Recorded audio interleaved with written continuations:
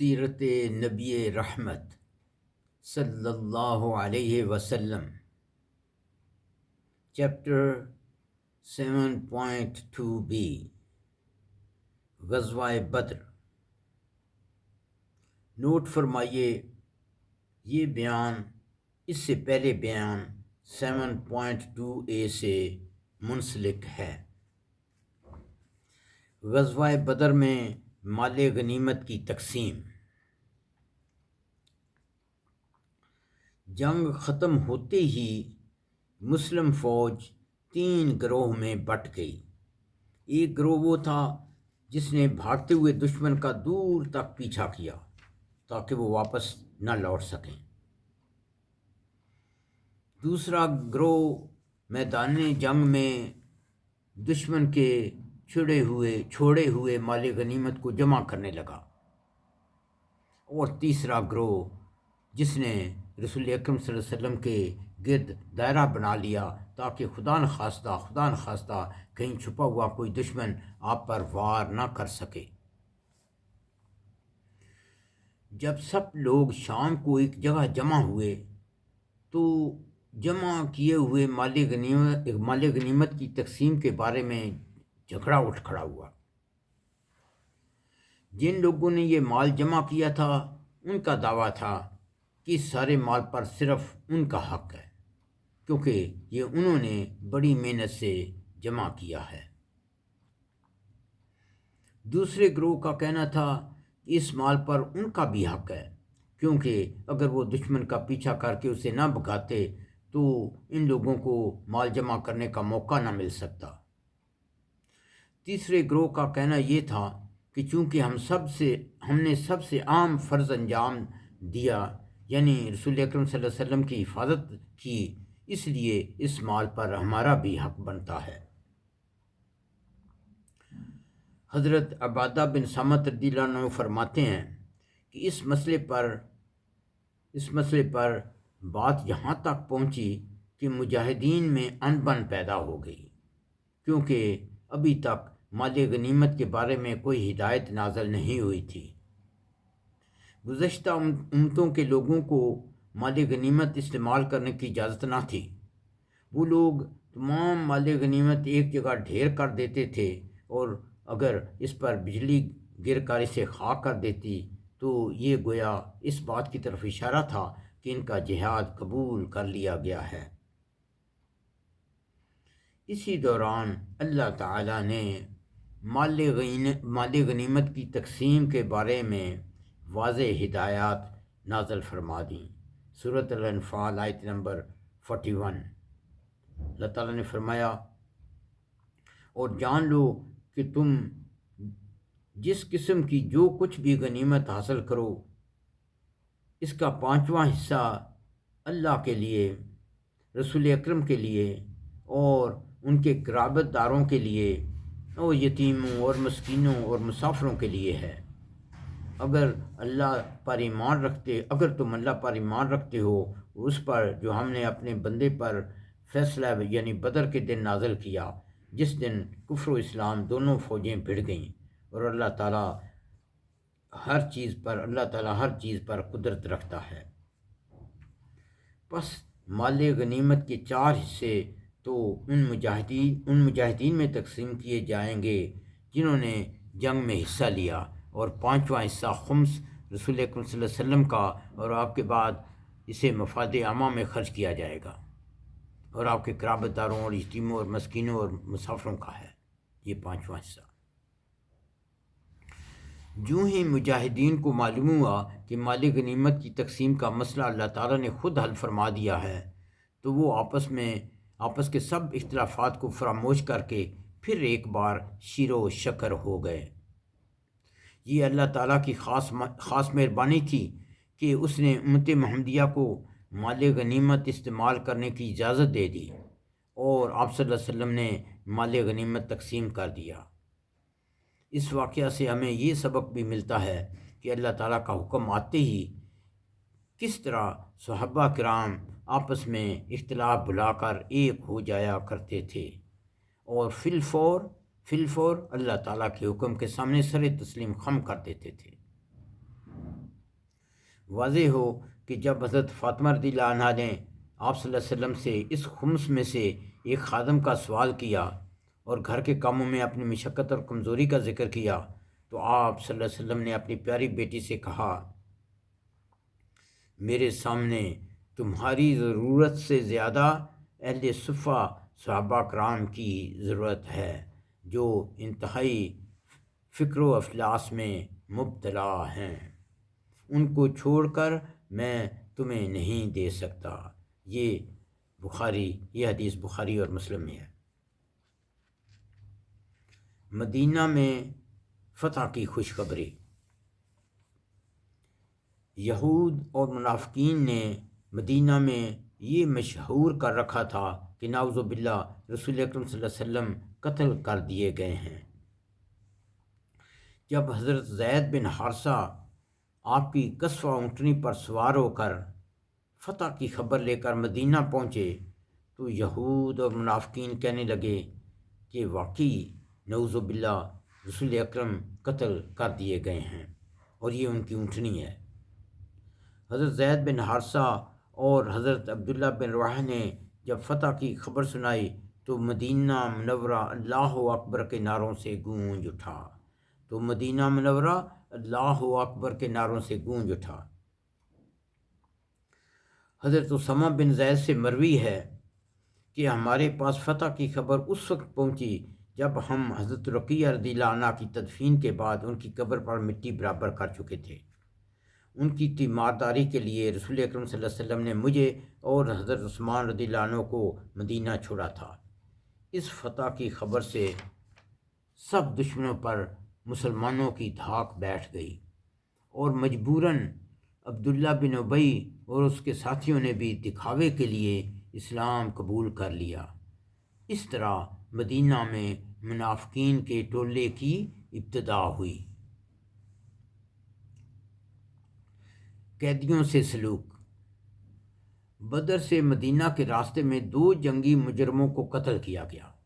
ایک نضر بن حارث جو رسول اکرم صلی اللہ علیہ وسلم کو سخت ایذا پہنچاتا تھا اور جنگ بدر میں مشرکین کا پرچم اسی نے اٹھا رکھا تھا۔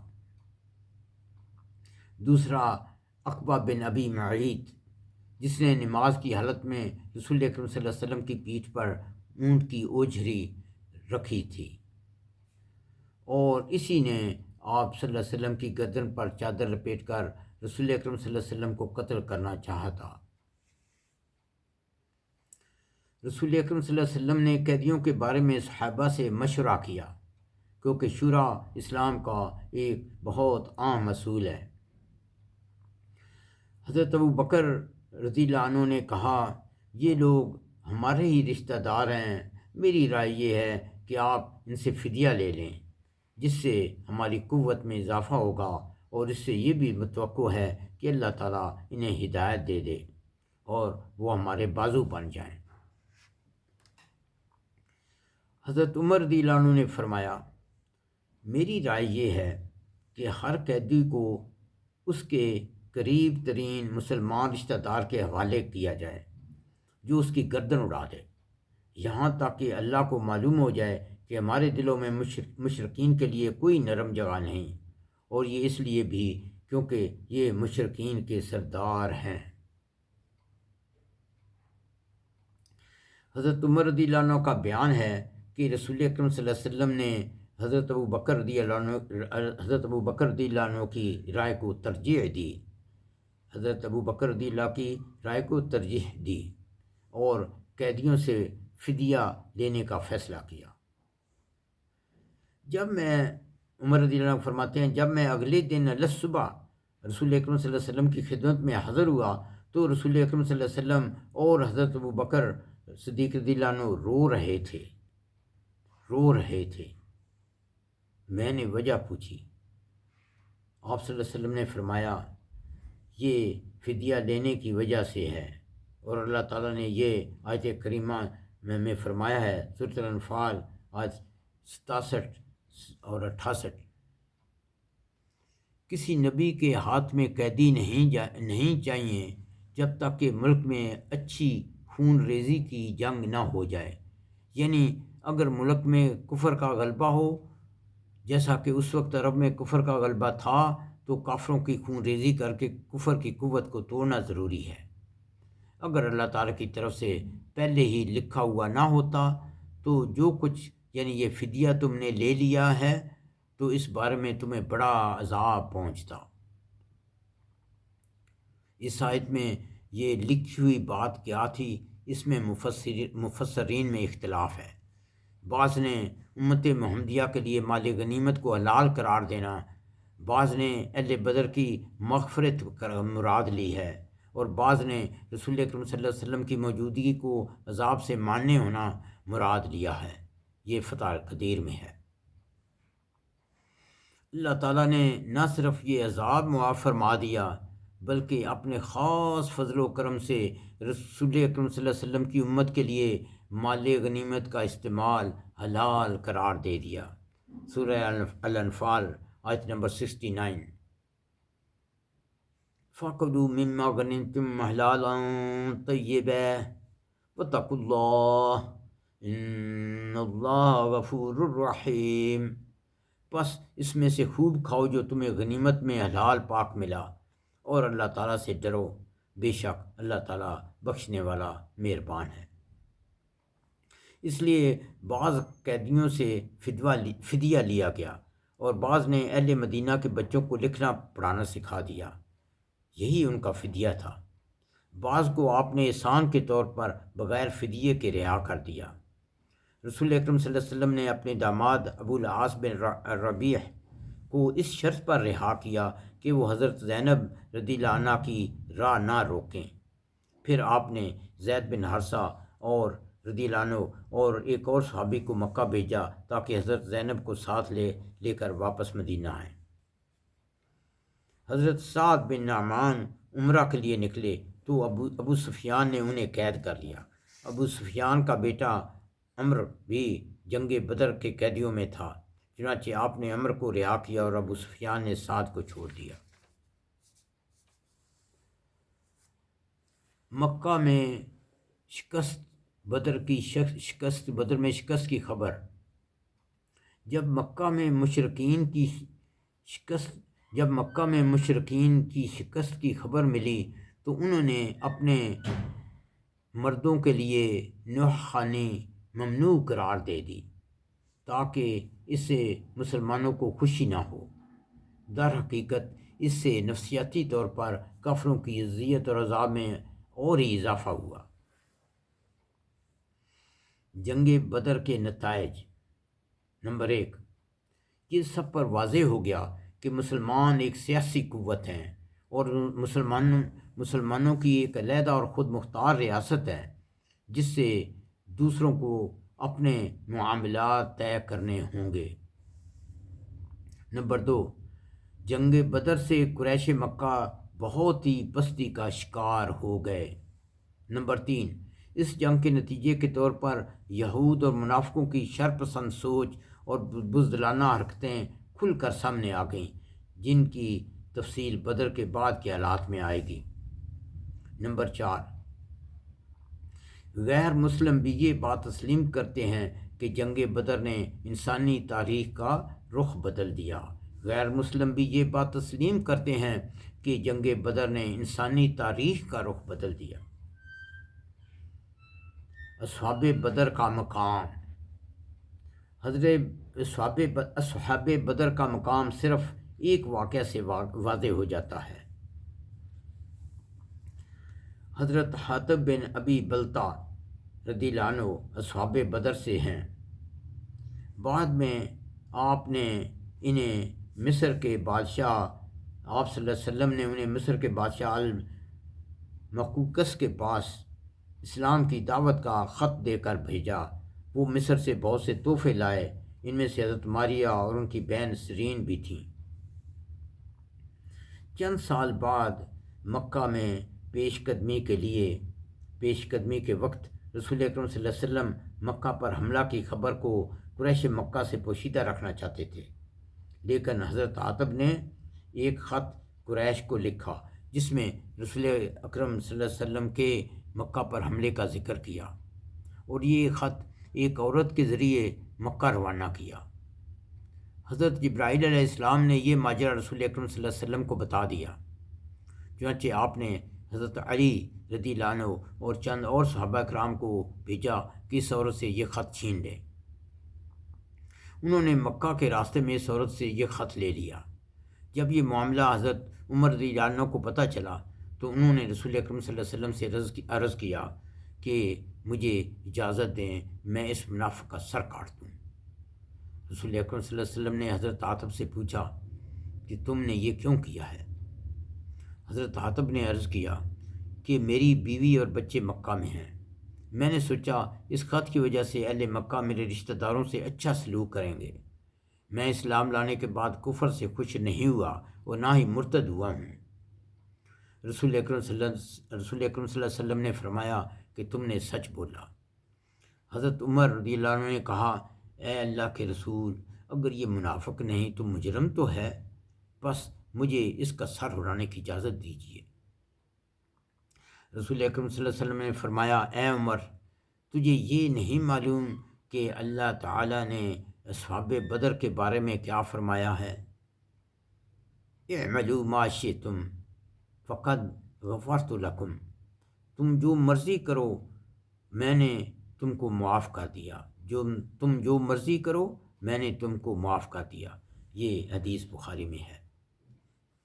نہایت دلچسپ بات، سن 2 ہجری میں رمضان کے روزے اور صدقہ فطر فرض کیا گیا اور زکوٰۃ کا نصاب مقرر ہوا۔ اس سے فقراء اور مہاجرین کے مسائل آسان ہو گئے۔ دلچسپ بات یہ ہے کہ اسی سال 1 شوال کو مسلمانوں نے پہلی عید بنائی۔ پہلی عید کا موقع تھا۔ ذرا سوچئے کہ جنگ بدر میں فتح کے بعد عید کے موقع پر مسلمانوں کے دل اللہ تعالیٰ کے شکر کے لیے کیسے جھوم رہے ہوں گے، اللہ تعالیٰ کے شکر کے لیے کیسے جھوم رہے ہوں گے، اور وہ تکبیرات اور حمد و ثنا کو کس جذبے اور جوش و خروش سے ادا کرتے ہوں گے۔ اللہ تعالیٰ اپنی اس نعمت کا ذکر فرماتے ہیں سورۃ الانفال آیت نمبر 26، وَاذْكُرُوا إِذْ أَنْتُمْ قَلِيلٌ مُسْتَضْعَفُونَ فِي الْأَرْضِ تَخَافُونَ أَنْ يَتَخَطَّفَكُمُ النَّاسُ فَآوَاكُمْ وَأَيَّدَكُمْ بِنَصْرِهِ وَرَزَقَكُمْ مِنَ الطَّيِّبَاتِ لَعَلَّكُمْ تَشْكُرُونَ۔ اور یاد کرو جب تم زمین میں تھوڑے تھے، کمزور سمجھے جاتے تھے، تم ڈرتے تھے کہ لوگ تمہیں اچک لے جائیں، بس اس نے تمہیں ٹھکانہ دیا یعنی مدینہ منورہ، اور اپنی مدد سے قوت دی اور پاکیزہ چیزوں سے تمہیں رزق دیا تاکہ تم شکر کرو۔ الحمدللہ ربنا تقبل منا انک انت السمیع العلیم وتب علینا انک انت التواب الرحیم۔